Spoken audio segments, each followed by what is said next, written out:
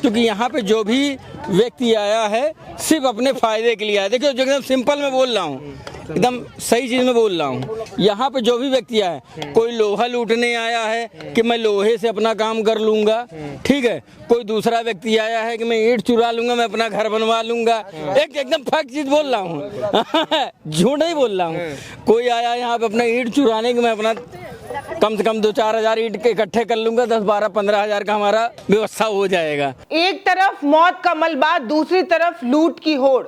जी हाँ, जो तस्वीर हम आपको दिखाने जा रहे हैं वो ना सिर्फ आपको हैरान करेगी बल्कि इंसानियत पर भी बड़े सवाल खड़े करेगी। प्रयागराज के फाफा मऊ इलाके में स्थित आदर्श कोल्ड स्टोरेज में जो एक भयानक ब्लास्ट हुआ, अमोनिया गैस लीक हुआ, इमारतें भरभरा कर गिरी, कई लोग मलबे में दब भी गए। इस दर्दनाक हादसे के बाद ग्राउंड जीरो पर जो हुआ वो रोंगटे खड़े करने वाला था।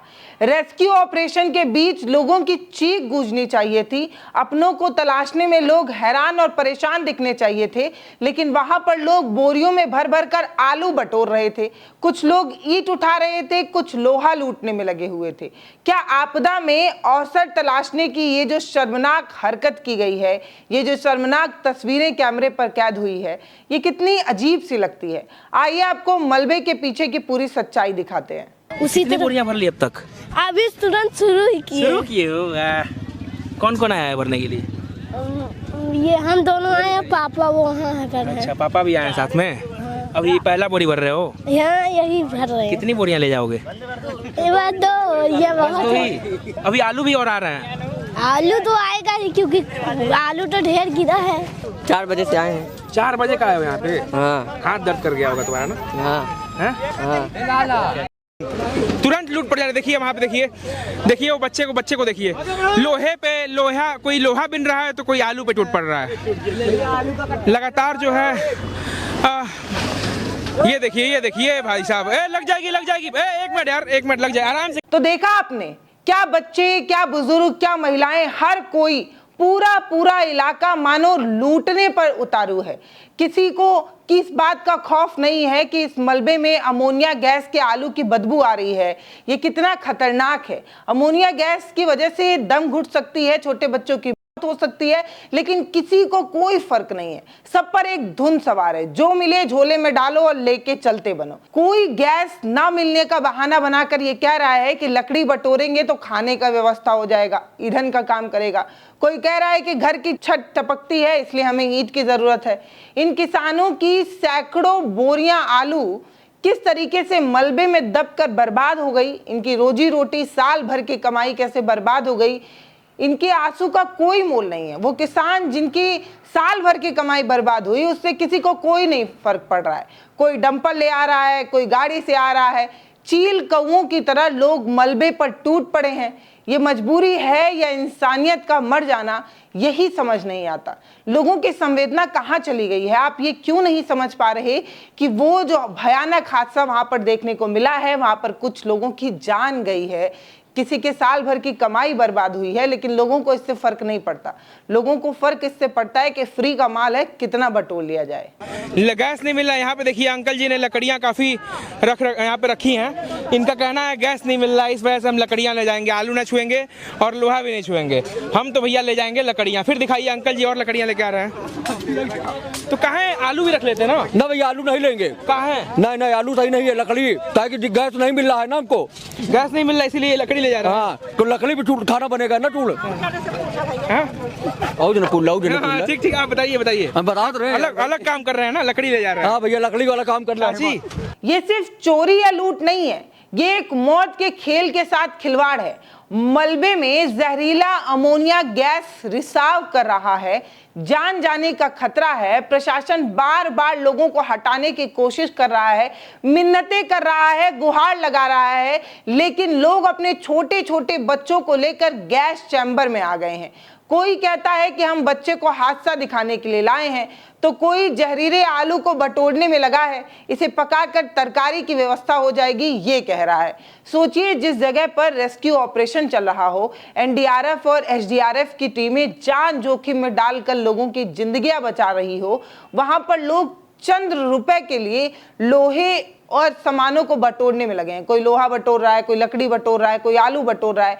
मुफ्त के आलू के लिए लोग अपनी जान तक दांव पर लगा रहे हैं। इसके लिए किसको जिम्मेदार माना जाए, या ये मान लिया जाए कि आजकल लोगों की संवेदना बची नहीं है, अपनी जान तक नहीं बची है। लोगों को सिर्फ ये समझ आता है कि इस चीज़ यहाँ पर मुफ्त है, ले लेते हैं। छोटे बच्चों को लेकर ऐसे सेंसिटिव जगह पर जाना ही नहीं चाहिए, क्योंकि सबको पता है कि गैस अगर रिसाव हो रहा है तो इससे जान जाने का खतरा है।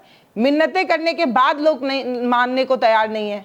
बच्चों को लेके आए हैं? बच्चों को दिखाने के लेके आए हैं, इसलिए कि देखो कोल्ड स्टोर के पास में ही रहते हैं। अच्छा, कोल्ड स्टोर के पास में। बच्चों को दिखाने लाए हैं आप? बच्चों को दिखाने लाए हैं। इसमें से वो जहरीली गैसें भी निकल रही हैं। हाँ, जहरीली गैस। भैया आलू रखा हुआ था ना, इसलिए। फिर भी क्यों लेके आए हैं बच्चों को? अरे अभी इसे दिखाने लाए, बाकी बता रहे हैं बच्चों को यहाँ रोकेंगे थोड़ा, देखने के लिए आए हैं।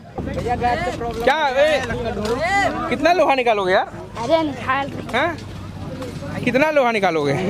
कब से चल रहा है भैया सिलसिला ये? कर रहे हैं लोग। कब से चलेगा? नहीं ना लगाओ यार।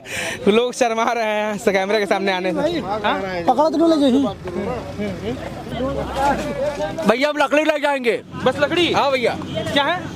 गैस नहीं मिल रहा इसलिए? गैस नहीं मिल रहा भैया, इसलिए लकड़ी ले जा रहे हैं। भाई साहब ये देखो, एक अलग देखने को मिला यहाँ पे। ऐसा नहीं है कि इस तरीके का भयानक हादसा यूपी ने पहली बार देखा हो। यूपी में इस तरीके के भयानक कोल्ड स्टोरेज हादसे पहले भी हुए हैं। मार्च 2023 की वो तारीख अगर आपको याद होगा तो याद होगा कि यूपी के संभल में भी इसी तरीके से एक आलू के कोल्ड स्टोरेज की छत ढह गई थी।